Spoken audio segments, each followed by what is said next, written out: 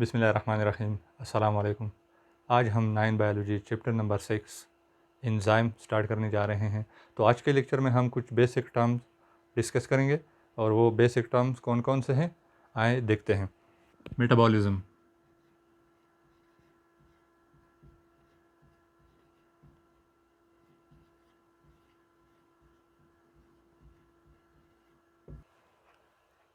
अच्छा, ये जो मेटाबॉलिज्म है ये एक ग्रीक वर्ड से डिराइव्ड है।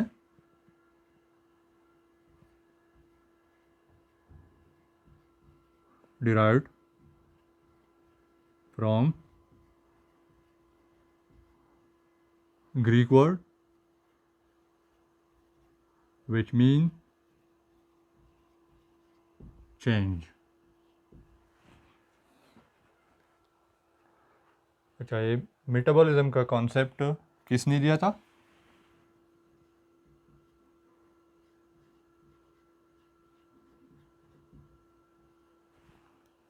मेटाबॉलिज्म का कॉन्सेप्ट दिया था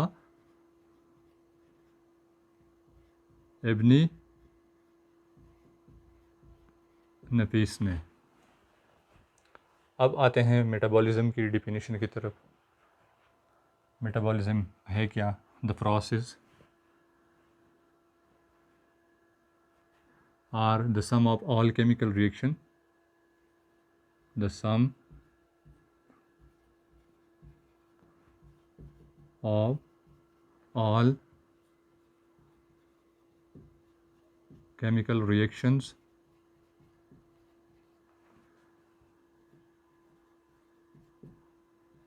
that take place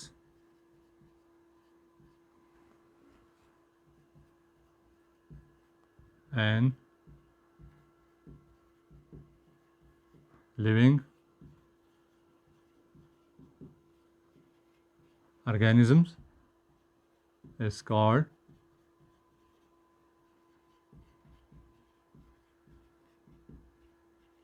मेटाबॉलिज्म।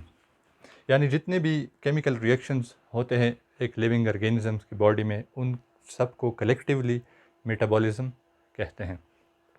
अब मेटाबॉलिज्म्स के टाइप्स हैं।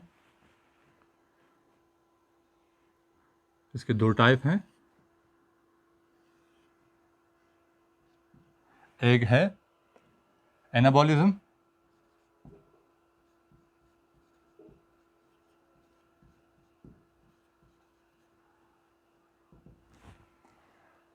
और दूसरा है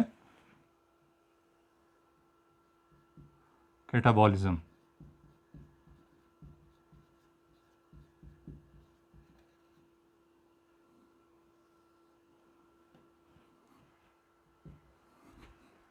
एनाबॉलिज्म क्या है? The process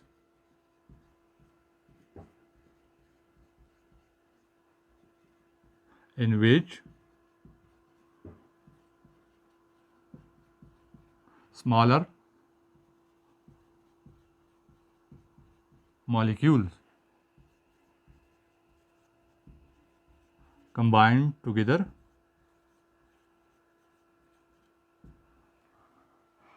are combined to form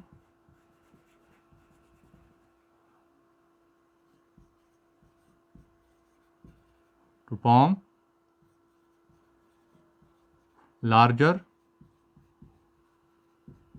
molecule is called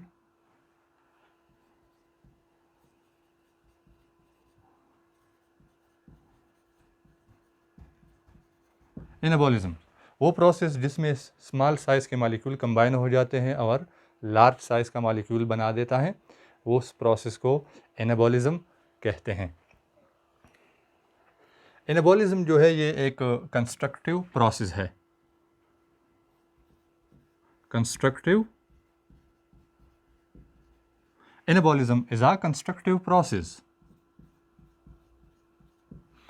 यानी एनाबॉलिज्म में कंस्ट्रक्शन हो रहा है, स्मॉल साइज़ के मॉलिक्यूल कंबाइन हो जाते हैं और लार्ज साइज़ का मॉलिक्यूल बना देता है, तो ये एक कंस्ट्रक्शन है।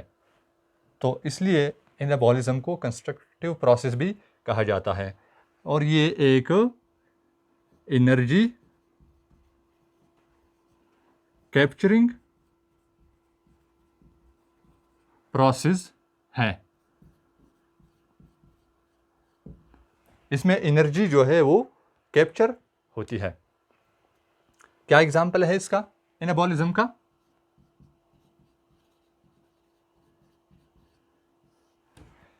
एनाबॉलिज्म का एग्जाम्पल है फोटोसिंथेसिस।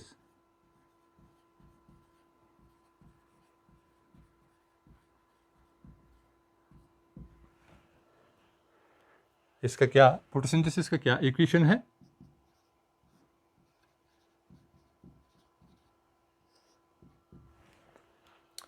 इसमें क्या कंबाइन हो जाते हैं? 6 carbon dioxide plus 12 H2O, sunlight और क्लोरोफिल के प्रेजेंस में, और बनाता क्या है? Glucose C6H12O6। इसके अलावा क्या क्या बनते हैं? Plus 6O2 plus 6H2O। तो एनाबॉलिज्म के बारे में हमने कहा कि ये एक एनर्जी कैप्चरिंग प्रोसेस है। तो यहाँ पे जो सनलाइट की एनर्जी है उसको कैप्चर किया जाता है एनाबॉलिज्म में। तो ये था एनाबॉलिज्म। अब हम आते हैं कैटाबॉलिज्म की तरफ। कैटाबॉलिज्म क्या है? The process in which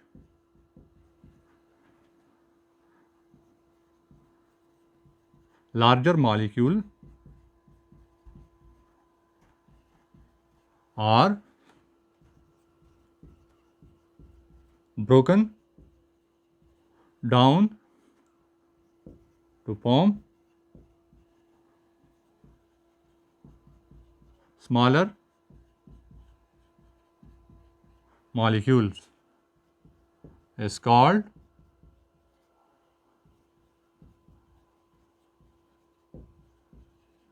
catabolism. वो प्रोसेस जिसमें लार्जर मालिक्यूल जो है उसकी ब्रेकडाउन होती है और स्मॉल साइज के मालिक्यूल्स बन जाते हैं, तो उस प्रोसेस को कैटाबॉलिज्म कहते हैं। क्योंकि इसमें लार्ज साइज वाले मालिक्यूल जो है उसकी ब्रेकडाउन होती है, इसी वजह से कैटाबॉलिज्म को डिस्ट्रक्टिव प्रोसेस भी कहा जाता है। Catabolism is a destructive process.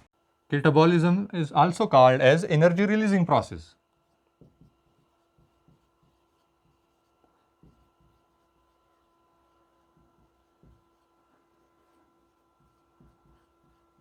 ये एक एनर्जी रिलीजिंग प्रोसेस भी है, क्योंकि जब लार्ज साइज के मालिक्यूल जो है उसकी ब्रेकडाउन होगी तो as a result of breakdown of large size molecule energy is released. इसी वजह से इसको एनर्जी रिलीजिंग प्रोसेस भी कहा गया है। इसका एग्जाम्पल है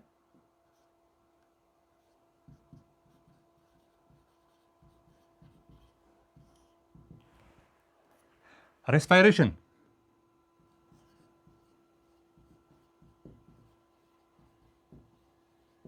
और इसके कैटाबॉलिज्म की जो है या रेस्पिरेशन की जो इक्वेशन है,